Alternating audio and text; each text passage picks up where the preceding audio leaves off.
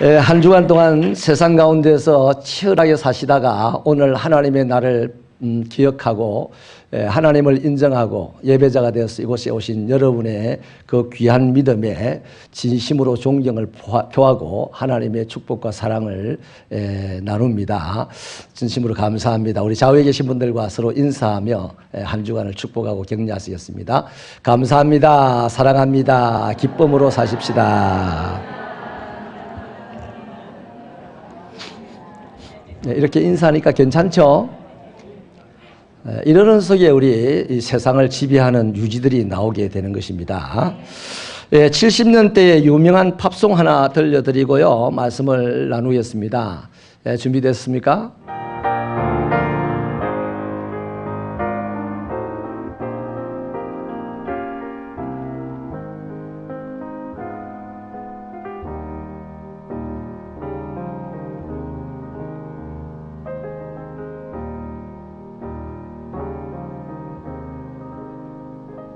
When you're weary, feeling small, when tears are in your eyes, I will dry them all.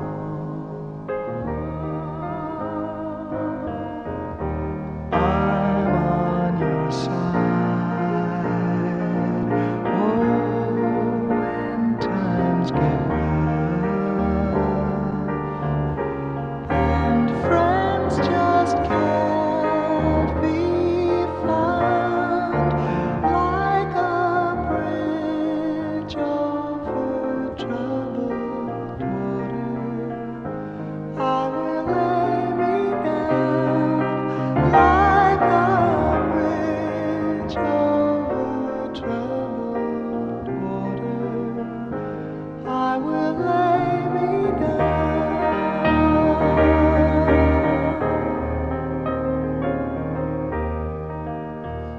내용이 이렇습니다. 당신이 지쳤을 때, 당신이 초라하다고 느껴질 때, 당신의 눈에 눈물이 고일 때 내가 그 눈물 모두를 닦아드리겠습니다.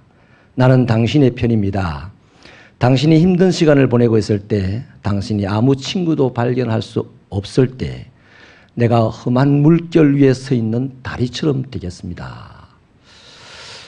여러분, 강 건너 절벽에요, 누군가 서 있다고 생각을 해보세요. 가만히 살펴보니까 삶의 의욕이 하나도 없는 것 같습니다. 교회 곁에는 아무도 없고 혼자 서 있습니다. 자신을 이해해 줄 만한 친구조차 없었고요. 자신의 초라한 모습을 스스로 느끼면서 온 얼굴에 눈물이 범벅이 되어 있었습니다. 보이는 것이라고는 저 아래 소용돌이 치면서 급하게 흘러가는 강물밖에 없습니다. 지금 이 사람이 강물을 내려다보면서 마지막 호흡을 가다듬고 있습니다. 바로 이때 never stop, never give up, 포기하지 마세요. 아직은 살만한 것이 우리 인생 가운데는 있습니다. 내가 당신의 편이 되어드리겠습니다. 내가 당신과 함께 있겠습니다. 내가 당신에게 이 험한 물결 위의 다리처럼 당신의 가는 걸음에 다리가 되어드리겠습니다. 뭐 이런 내용의 노래인데요. 누군가 건너갈 수 없는 강절벽에서 절망하고 있을 때, 마침 1960년, 70년 때는 전후 이데올로기가 사라지면서 많은 젊은이들이 방황하고 있을 때였습니다. 그런 때에 내가 당신 방황하는 옆에 있어 드리겠습니다.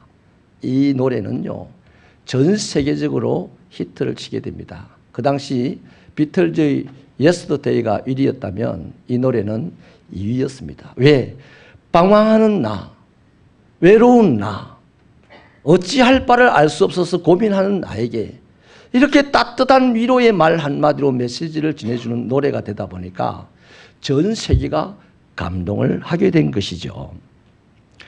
미국 동부와 캐나다 동부에 거기에 서로를 연결하고 있는 큰 강이 있어요. 거기에 나이아가라 폭포라고 하는 것이 있습니다. 한국 관광객들이 거기 가면 꼭 이렇게 소리를 친대요. 나이아가라. 근데 거기에 보면요, 레인보우 브릿지라고 하는 그 현수교가 있는데 미국에서 최초로 만들어진 현수교입니다.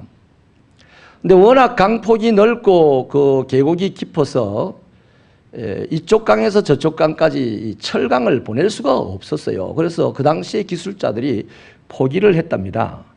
그런데 우연찮게 한 사람의 기발한 생각으로 간단하게 그 문제가 해결되었는데요.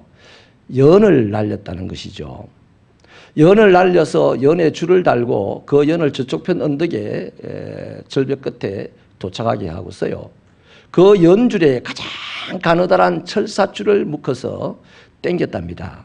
그래서 먼저 철사줄 하나를 당겨놓고서 철사줄보다 조금 더 두꺼운 쇠줄을 거기다 묶어서 당기고 또 더 두꺼운 쇠를 묶어서 당기고 그래서 지금 현재 서 있는 그 현수교를 달고 있는 그 거대한 철강줄을 결국에는 당겨서 이 다리를 완성했다는 거 아니겠어요? 지금은 수많은 사람들이 그 다리 위에서 나이아가라 폭포를 보면서 그 즐거워하고 있지 않습니까? 감동을 받는 거죠. 또한 이 다리가 건설된 그 다리에 도착한 사람들은 다 내용을 듣겠죠. 이 거대한 현수교가 건설된 뒷이야기를 들으면서 가느다란 연줄 하나로 이 어마어마한 다리가 건설되었구나. 가느다란 그 연줄의 시작이야말로 대단한 것이구나. 내 가느다란 인생길도 대단한 것이 될 수 있겠구나. 뭐 이런 해석을 붙이면서 또 하나의 큰 감동을 받는 것이죠. 하나님께서 인류를 구원하신 일도요, 사실 연줄같이 가느다란 한 분으로부터 시작이 되었습니다. 그분이 바로 예수 그리스도입니다. 하나님과 사람 사이에는 인간의 죄로 말미암아서 만들어진 멸망의 깊은 계곡이 놓여 있었습니다. 사람 편에서는 누구도 이 계곡을 건너갈 수 없고요. 또 하나님께 나갈 수도 없었습니다. 그래서 사도 바울은 로마서 3장 23절에서 밝히기를 모든 사람이 죄를 범하였음에 하나님의 영광에 이르지 못하였다라고 정리를 하고 있습니다. 무슨 말이냐 하면 인간이 영광스럽게 살 수가 없고 또 인간이 의와 평강과 희락이라는 이 행복을 누릴 수가 없게 되었다는 것입니다.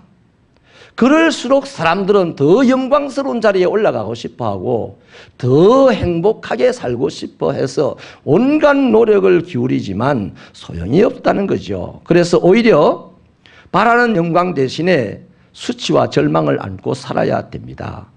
그런 상태에서 영원한 멸망을 향하여서 떠내려가고 있는 것입니다. 이것이 인간이 갖고 있는 근본적인 고통이요 두려움이라는 거죠. 이 고통과 두려움 속에서 행복을 위하여 열심히 노력을 합니다만 행복은 더 멀리 가버리고 이 두려움과 고통 속에서 영광의 자리에 올라가기 위해서 치열하게 살아보지만 더욱 더 아래로 미끄러져 버리는 것이 우리들의 인생이라는 것입니다. 그러나 로마서 3장 24절은 이렇게 말씀을 이어갑니다. 그리스도 예수 안에 있는 속량으로 말미암아 하나님의 은혜로 값없이 어렵다 하심을 얻은 자가 되었다. 하나님께서 은혜를 베풀으셔서 예수 그리스도의 속량하심으로 말미암아 죄인인 우리가 죄 사함을 받았다는 얘기입니다. 드디어 자신의 인생에 영광과 행복을 누릴 만한 자격을 얻었다는 것이죠. 할렐루야. 그렇습니다. 우리는 우리 자신의 힘으로 하나님의 영광에 이를 수 없는 그런 죄인이었습니다. 그러나 하나님이 세상을 이처럼 사랑하셔서 독생자를 보내주셨죠. 이것이 은혜입니다. 독생자 예수 그리스도는 우리의 죄짐을 짊어지고 십자가에 못 박혀 죽으심으로 우리의 죄를 속량해 주셨습니다. 그때부터 우리는 예수의 피를 힘입어서 성수에 나갈 수 있는 담력을 얻게 되었고 그래서 때를 따라 도우시는 하나님에게 은혜를 구하기 위하여서 오늘도 은혜의 보좌 앞에 담대히 나갈 수 있게 된 것이죠. 그러므로 저와 여러분은 긍휼하심을 받은 사람들이요 하나님의 은혜를 입은 사람들입니다. 영원히 건너갈 수 없는 하나님에게로 건너갈 수 있도록 하나님과 우리 사이의 그 영원한 간극을 예수 그리스도가 다리가 되어서 건너가게 해주신 것이에요. 다리가 된다는 것은 항상 감동입니다.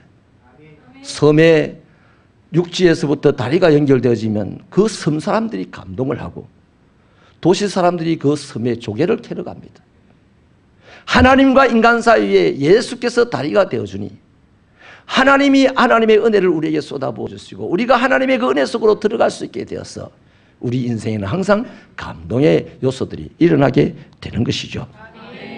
저와 여러분은 예수 그리스도를 통하여 하나님의 자녀가 되셨습니다.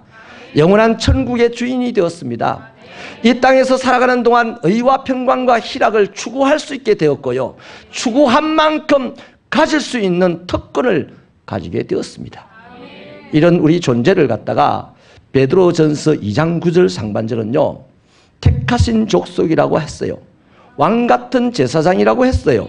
거룩한 나라요 그의 소유된 백성이라고 했습니다. 고린도후서 5장 17절은 이런 자를 새로운 피조물이다 라고 했습니다. 그렇다면 그리스도 안에서 새롭게 된 새로운 피조물이 된 우리는 이제 어떻게 살아야 하느냐는 것이죠. 다른 방식으로 살아야 될 것 같습니다. 본문 20절에 그 답이 있습니다. 우리 힘차게 다시 한번 읽어주실래요? 시작.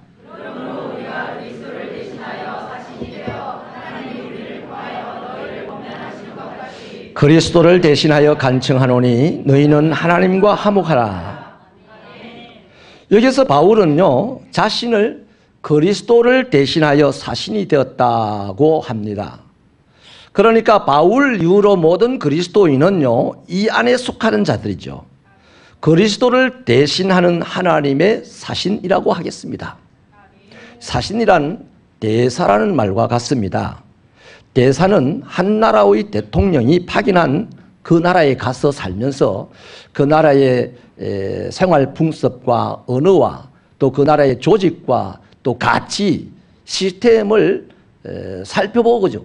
알게 되는 거죠. 배우는 거죠. 또 자기를 파송한 본국의 삶의 양식과 본국의 시스템과 가치를 그 나라에 소개해드리는 역할을 하는 것이 대사입니다. 그러니까 이 대사를 통하여서 두 나라는 서로 이해의 다리를 갖게 되는 거죠. 이 대사는 두 나라가 이해하는 다리라고 하겠습니다. 그래서 대통령들끼리 그 대사를 통하여 왔다 갔다 하게 되고 전화도 하게 되고 또 그 나라의 국민들이 서로가 상대 국가를 충분히 이해할 수 있게 되고 또 상대 국가에 여행을 오고 가게 되는 것이죠. 이런 차원에서요, 저와 여러분은 그리스도인이 되는 순간 그리스도를 대신하여 하나님의 대사가 되었습니다. 다시 말하면 하나님의 나라에서 이 땅에 파견된 대사라는 것입니다. 그러니까 뭐죠? 따라합시다. 천국 대사다. 앞으로 옆에 계신 분에게 대사님하고 불러주세요. 우리는 천국 대사예요. 그래서 이 땅에 살면서 우리는 어떻게 살아갑니까? 하나님을 섬기며 하나님의 말씀을 이 땅에 이루어가는 삶을 살아가고 있는 것이죠. 그렇게 살아가지 못한다 하더라도 그것이 옳다라고 생각하면서 그렇게 살려고 몸부림을 치는 것이죠. 특히 주일날 교회에 모여서 하나님께 예배를 드리고 있습니다. 우리는 바로 이 예배라는 것을 통하여서 우리들의 본래의 소속이 어디인가를 서로 재확인하게 되는 것이죠. 이러한 활동들을요, 세상이 낯설어합니다. 자기들과 다르기 때문이에요. 그러니까 당연하죠. 저와 여러분의 소속이 천국이고 천국 사람들은 천국 사람답게 생활을 하기 때문에 자기들과 다른 세상 사람들이 볼 때는 이해할 수가 없는 거죠. 그래서 낯설어해서 싫어하기도 하고 비난하기도 하고 비웃기도 합니다. 지금 뽀대일을 하는 중에 안 당해도 될 조롱을 많이 당할 수 있습니다. 욕도 먹을 수 있습니다. 그분들이 우리를 낯설어해서 그렇습니다. 사람이란 원래 자기와 다른 것을 싫어할 정도가 아니고요, 괜히 미워하게 됩니다. 우리 그리스도인들은 그런 분들이 되시지 말기를 바랍니다. 아멘. 할렐루야. 아멘. 그래서 여러분, 오히려 우리는 그렇다면 세상과 우리가 다른 이유가 뭡니까? 우리가 천국에 속한 세상을 살아가는 사람들이거든요. 천국에서 파견받은 사람들이에요. 세상이 볼 때 다르죠. 우리가 봐도 달라요. 그런데 이 다름은요, 세상을 정죄하고 세상과 나를 분리하고 나 스스로를 세상에서 고립시키는 다름이 아니라 하나님과 세상 사이에 다리를 놓아주기 위해서 다르게 살 수밖에 없는 거예요. 하나님과 나 사이에 다리가 되기 위하여서 예수께서 사신 그 방식이 이 세상과 하나님 사이에 오늘 우리가 다리가 되기 위하여서 살아가는 방식이어야 한다는 겁니다. 아멘이십니까? 다시요, 왜 우리가 세상에 살면서 세상과 다릅니까? 그것은 우리의 삶의 방식이 예수의 삶의 방식을 따라 살기 때문에 세상과 다를 수밖에 없어요. 이제 우리의 말과 행동을 통해서요, 예수가 드러나게 됩니다. 우리의 삶의 방식을 통하여서 예수가 드러나게 됩니다. 적어도 그것을 통하여서 우리를 다르다고 생각하는 세상 사람들, 그 사람들이 우리를 보고 십자가 구원의 도를 발견할 수가 있게 되는 거예요. 여러분, 우리 절대로 착각하시면 안 됩니다. 내가 이 세상에서 예수 믿고 부자가 되고 예수 믿고 건강하게 되고 예수 믿고 명예로운 자가 되고 예수 믿고 권력을 얻는 자가 되었다고 해서 그것을 보고 세상 사람들이 십자가의 구원의 도를 발견하는 것이 아니에요. 내가 비록 예수를 믿어서 가난하지만, 내가 예수를 믿는 중에 내가 남들보다 배운 것이 적지만, 힘도 가장 없는 자이지만, 내가 예수님처럼 삶으로 말미암아, 예수님처럼 말하고 예수님처럼 행동함으로 말미암아 그것을 보는 사람들이 다르다 하면서 때로는 정죄도 하고 비난도 하고 조롱도 하지만 언젠가는 십자가 구원의 도를 발견하게 되고 예수 믿는 자리로 나와 하나님의 그 영광스러운 자리, 하나님이 주신 축복과 평강의 자리, 천국 같은 그곳으로 들어가게 된다는 것이죠. 그러니 사랑하는 여러분, 우리들의 이제부터의 가치는 우리 자신에게서 나오는 것이 아니에요. 내가 가지고 있는 재물과 내가 가지고 있는 명예와 권세, 이런 것들을 가지고 우리의 가치가 나오는 것이 아니고 우리를 주관하시는 예수 그리스도, 내가 믿는 예수 그리스도가 주는 것으로 우리의 가치가 이 세상에 나타나게 되는 겁니다. 아멘이십니까? 그러므로 저와 여러분은 그리스도 안에서 하나님의 나라에 들어갔다 나갔다 할 수 있는 이런 축복된 자가 되어 새로운 피조물이 되었다면 예수님처럼 살아가는 방식의 삶을 선택해야 한다는 것이죠. 특히 저와 여러분은요, 어떤 사람입니까? 그리스도를 대신하는 대사입니다. 하나님께서 옛날에 우리를 위하여서 그리스도를 대사로 보내셨어요. 이제는 이 세상을 위하여서 우리를 하나님의 대사로 보내신 거다, 이 말입니다. 그러니요, 나처럼 살면 안 되죠. 세상처럼 살면 안 되죠. 예수님처럼 살려고 해야만 하는 겁니다. 생각을 해보십시오. 한국의 대통령이 미국의 주미 대사로 A라는 사람을 파송을 했는데 이 A라는 사람이 미국 가서 한국 대사 노릇을 합니다. 그런데 한국 대통령이 미국을 방문해서 보니까 이 A라는 대사가 한국인이 아니라 미국인처럼 행세를 하고 있어요. 그러면 대통령으로서 얼마나 상심하겠습니까? 언젠가는 해고를 시킬 겁니다. 그렇지 않아요? 마찬가지 아니겠어요? 저와 여러분이 그리스도 예수 안에서 이제 예수님을 대신하는 이 땅에 파송받은 하나님의 대사인데, 하나님이 우리를 보실 때에 예수님처럼 살지 아니하고 세상 사람들처럼 살아가고 예수가 추구하는 것을 추구하지 아니하고 세상이 추구하는 것을 추구하며 살아간다면 우리를 보시는 하나님의 마음이 얼마나 아프시겠나 이 말이에요.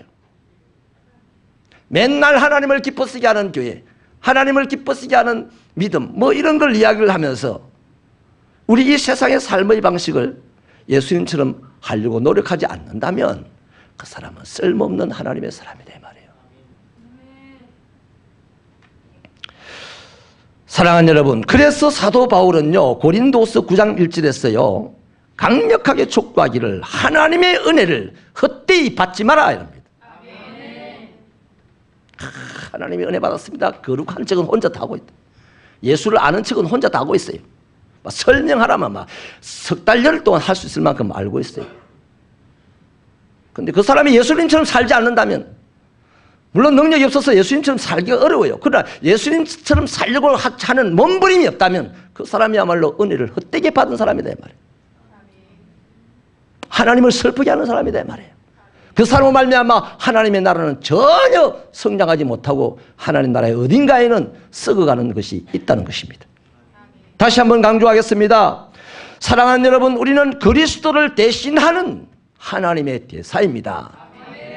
진짜 아무것도 아닌 우리가 예수를 대신하는 하나님의 대사가 된 거예요. 이 일을 감당하게 하려고 하나님은 성령님을 보내주시지 않습니까? 그러므로 이제부터 우리가 어떻게 살아야 되겠습니까? 하나님이 원하시는 일을 하면서 살아야 되는 거죠. 나를 이 세상에 파송하신 하나님께서 뭘 원하는가를 보고 그 원하신 대로 살아야 하는 겁니다. 그게 뭘까요? 세상 사람들을 하나님과 화목시키는 겁니다. 오늘 본문이 그거 아닙니까?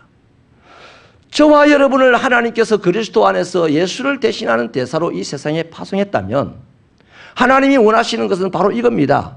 이 세상 절망 가운데 죽어가는 세상, 열심히 일하고 영광의 자리에서 미끄러지고 열심히 일하고 행복의 자리에서 불행의 자리로 전락하는 이 세상 사람들과 하나님의 관계를 화목시키라고 우리를 대사로 삼으신 거예요. 아멘이에요? 그래서 우리는 이것을 위해서 누군가에게 다가가 가지고 내가 받은 하나님의 사랑을 나눌 줄 알아야 되고 내가 체험한 복음을 전할 줄 알아야 되는 거예요. 우리 새벽교회는 내가 받은 하나님의 사랑이 분명하게 있으시고 내가 체험을 한 복음의 능력이 분명하게 있으시길 바랍니다. 누가 그러더라 하지 마시고 나는 이러한 은혜를 받았고 나는 이러한 복음의 능력을 경험했다고 그렇게 이 세상에서 하나님이 없이 영혼이 상하여 죽어가는 사람, 하나님이 없이 불행 가운데 절망한 사람들에게 보여줄 수 있는 저와 여러분 되시기를 주님의 이름으로 축원합니다. 그래서 우리는 하나님과 그 세상에 있는 사람들 사이에 다리를 놓는 사람들이에요. 주님이 하나님과 우리 사이에 다리를 놓았던 것처럼 이제 우리는 주님을 대신하여 하나님과 세상 사이에 다리를 놓는 사람들이란 말이에요. 사랑하는 여러분, 이 세상 사람들은 나름대로 열심히 살고 있지 않습니까? 어찌 보면 우리보다 더 열심히 살아가고 있습니다. 그렇지만 이런저런 인생의 풍파로 말미암아서 그들은 몹시 지쳐 있습니다. 그들의 영혼이야말로 새카맣게 타 들어가 있습니다.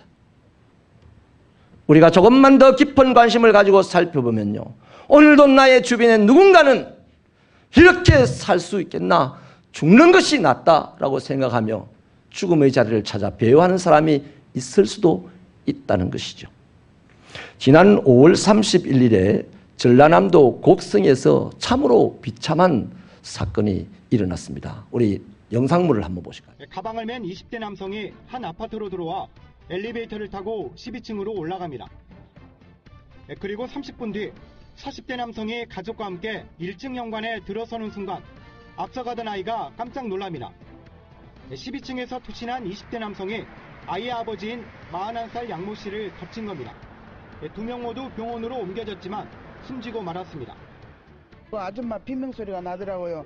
근데 내다보니까 아저씨는 이쪽에 누워있고 한 사람은 저쪽에서 이렇게 딱 접어져 있더라고요.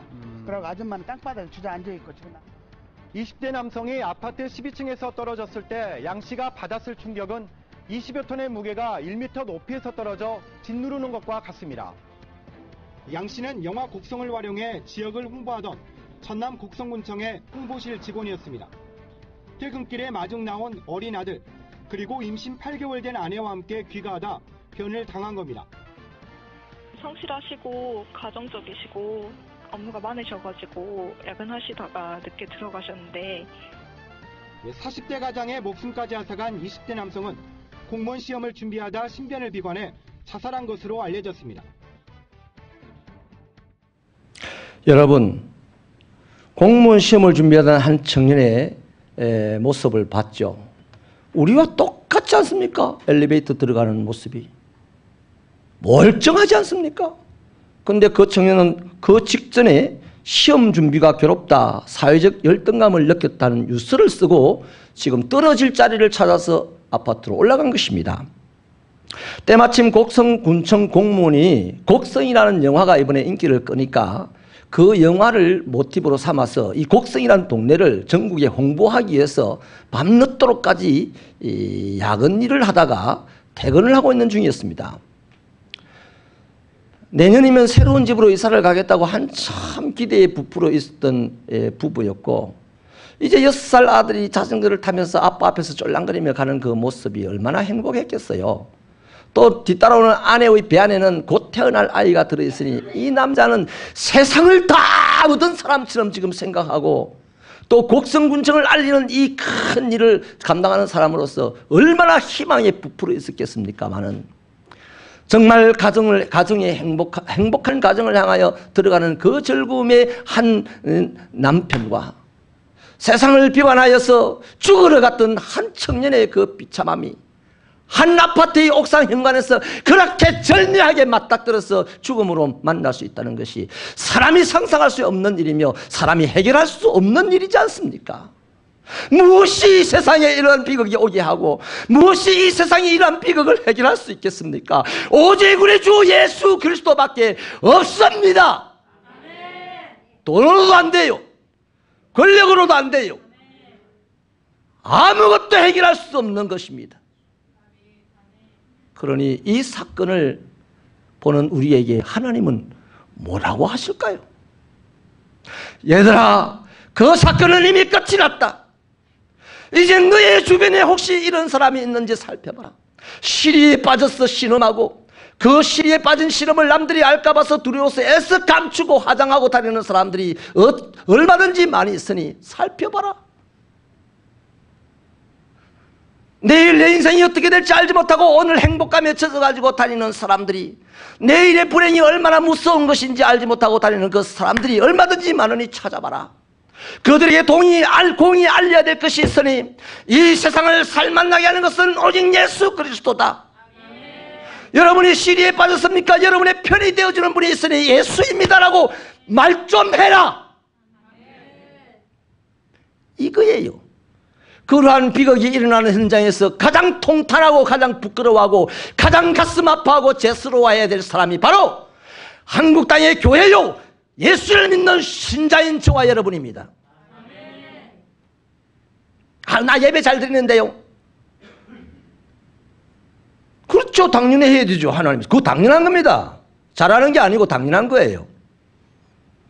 지금 이 세상에 죽어가는 사람, 하나님과 자신 사이에 다리가 없어서 행복할 것이라 생각했는데 불행해지는 사람, 영원히 승리하고 싶은 영광의 자리에 올라가 공무원이 되어서 나도 한번 큰 소리 치고 싶었는데 죽고 싶은 마음이 드는 사람으로 바뀌는 이 시대에 무엇 때문입니까? 하나님과 그들 사이에 다리가 없어서 그렇습니다. 오늘 그 다리가 되라고 하나님은 저 절에 중을 부르지 않고 이슬람교도 IS를 부르지 않고 오직 예수를 주라 시인하는 그리스도인을 부르고 있는데, 그리스도인은 전부 다 지잘난 맛에 살아가고 있어요. 새벽교회 성도는 그러지 마십시다. 새벽교회 성도는 주님의 다리가 되십시다. 이 세상 모든 사람들이 주님에게 나아가는 다리가 되십시다. 힘이 들겠죠. 외롭겠죠.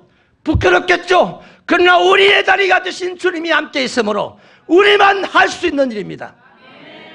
우리가 할 수 있는 일을 안 하고 있으니 세상은 이렇게 썩어 문드러져 가는 것이에요.